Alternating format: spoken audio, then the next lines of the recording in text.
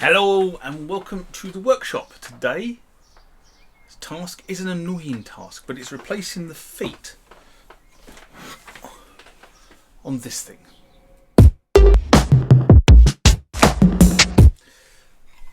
Yeah, when I bought this red receptor, I'm just calling the red and blue receptor at the moment because it just kind of makes it easy in my head. One of the feet was missing, this thing here. And while most of you say, why are you bothering? I'm actually using this as kind of a desktop component at the moment because I haven't got it in a rack, because it's pointless having a rack here, given the limited space.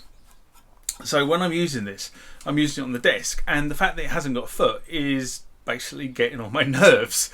So I've been trying to buy feet for this for a good few weeks now, and I've been failing miserably. And the reason I'm failing is because it's very simple. I'll show you what I have bought. But if the dimensions, as in the over this way and that way, were correct, it's too high, which is what this is. These are too high. And if I got the right height that way, then the dimensions this way and that way were wrong. And you can't really cut the foot down because of the space it needs to go into. It just makes the foot lopsided. So what I've decided to do is I'm going to replace all four of these, very simply. So this is one of those videos you either watch or you don't watch. But I'm going to replace all four of these with these new ones that have just arrived. And I will drop a link to where I got these from, because it has taken me a while to source the right ones, even though they're not totally correct, because I can't source the feet that are actually on the receptor as they currently are. You know, bearing in mind this thing was made 15 years ago, I suspect wherever they got their feet from was a local manufacturer to wherever the unit was made, which was somewhere in America, I believe. So the likelihood of me finding exactly the same, although I would have hoped they were just a standard size, the reality is they are not, and I can't find anywhere to get exactly the right size for this, so it's just a case of replacing them all.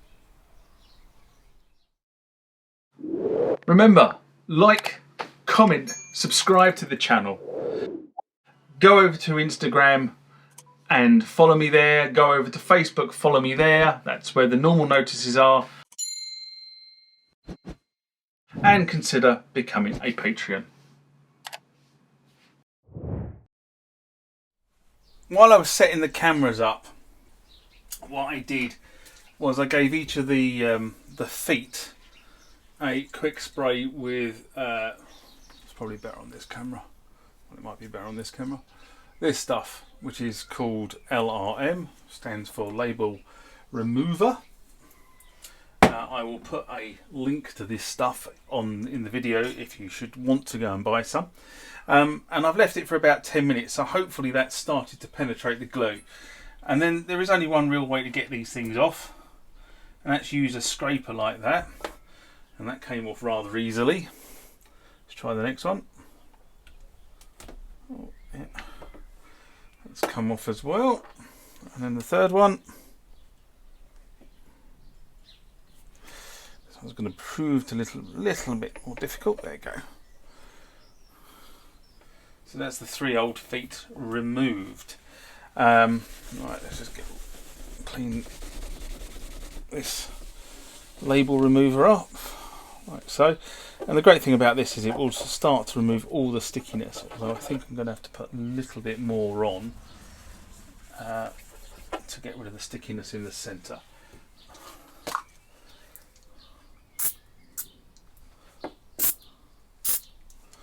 Just like that. Now I need to give that a couple of minutes to work, so I'm just going to shut the cameras off, let it do its thing, and come back in a few minutes' time. Okay, it's been another few minutes. Take the old keys off the old feet off here. Oh, I'm saying keys, it's probably because my next job is to clean the keys on the S50 restoration I'm doing at the moment. Okay. Hopefully that's got rid of all the nasty stickiness there.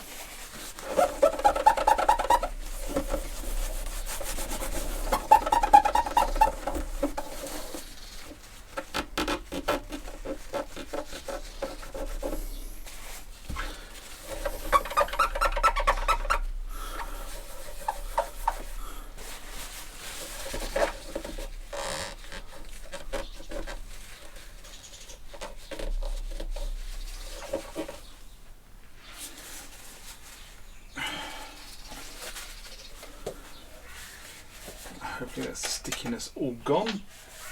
And now what we'll do is just use some IPA to get rid of any contaminants that are left.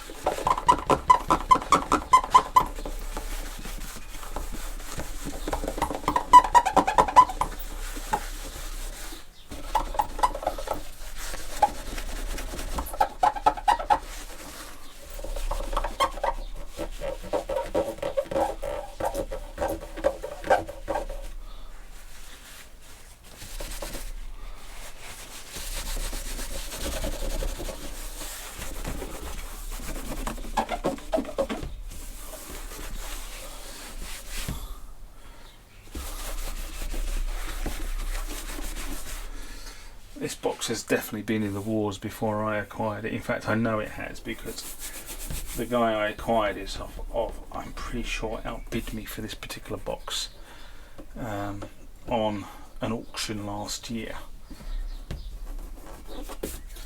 So that's that prepared for the new feet. Now these feet just pop out like so.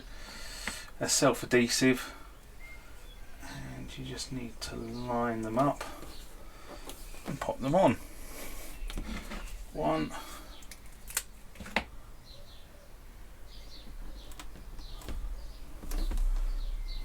2,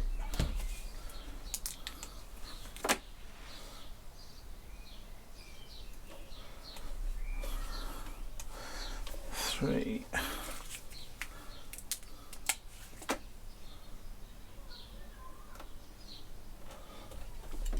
4.